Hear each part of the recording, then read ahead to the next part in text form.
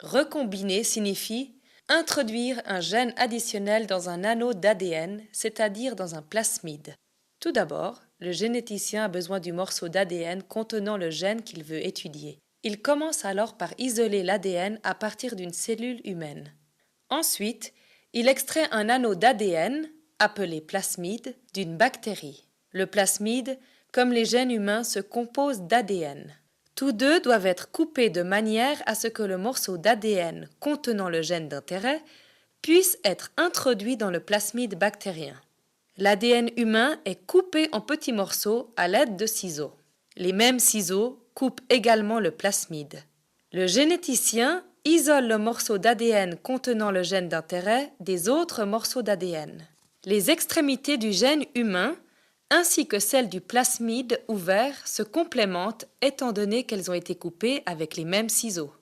La colle à ADN joint les deux bouts d'ADN ensemble. C'est ainsi que le généticien obtient de l'ADN recombinant, un gène humain dans un plasmide bactérien. Afin de pouvoir continuer à travailler avec le gène, maintenant intégré dans le plasmide bactérien, ce dernier doit être réintroduit dans une bactérie. Le généticien place bactéries et plasmides dans un tube contenant une solution nutritive. Les bactéries n'absorbent les plasmides que quand elles sont traitées avec de la chaleur. C'est pourquoi on plonge le tube pour un instant dans l'eau chaude. En raison de la chaleur, les bactéries subissent un choc. De petits trous se forment au niveau de leurs parois cellulaires à travers desquels le plasmide peut alors être absorbé. Comment le généticien reconnaît-il les bactéries portant le plasmide de celles ne le portant pas?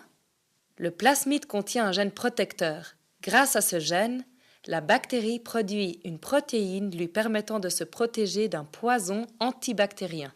Le poison antibactérien est déposé sur une plaque en plastique recouverte de substances nutritives.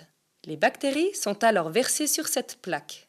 Après quelques heures passées à 37 degrés, seules les bactéries possédant le plasmide contenant le gène protecteur sont capables de se multiplier. Sur la plaque, il ne reste donc que les bactéries qui portent un plasmide recombinant. Le généticien prélève un tas de bactéries et les place dans une solution nutritive pour plusieurs heures dans une couveuse. Les bactéries se multiplient.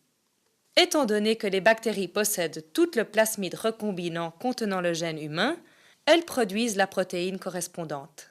Cette dernière peut ensuite être isolée des bactéries et être utilisée, par exemple, comme un médicament.